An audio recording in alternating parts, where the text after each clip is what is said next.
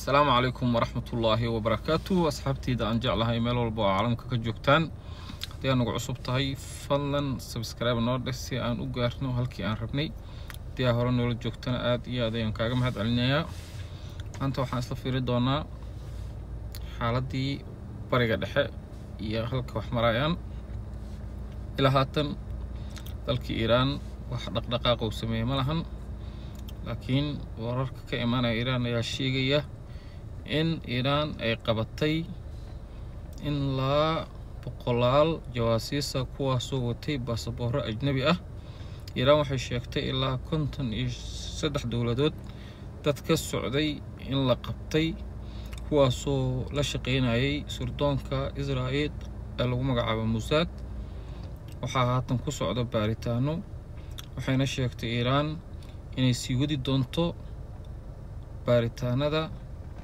la xiriiro jawaasiista la shaqeeyo sirdoonka Israa'iil ee Mossad. dhanka kale waxaa hadlay madaxweynaha Algeria kaasoo sheegay in haddii Masar ay u furto xuduudka oo u gudbi doonaan Gaza si ay u dhisaan isbitaalo ilaa 3 isbitaal oo carabaabay. sidoo kale wuxuu sheegay gaarihii ku burburay Gaza sidoo kale inuu dhisi doonaan.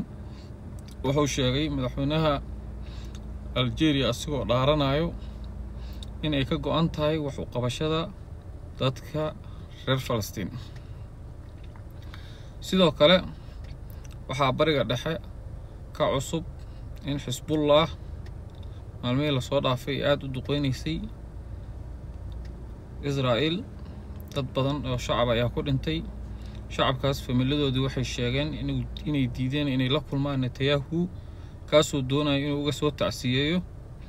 marka gudaha Israa'iil waxaa ka jiro isqabsi xoogan kaasoo la xiriiro maxaabiista ay haystaan Xamaas. wixii ku soo kordho wararka bariga dhexe halkaan ayaan ku soo gudbi doonaa.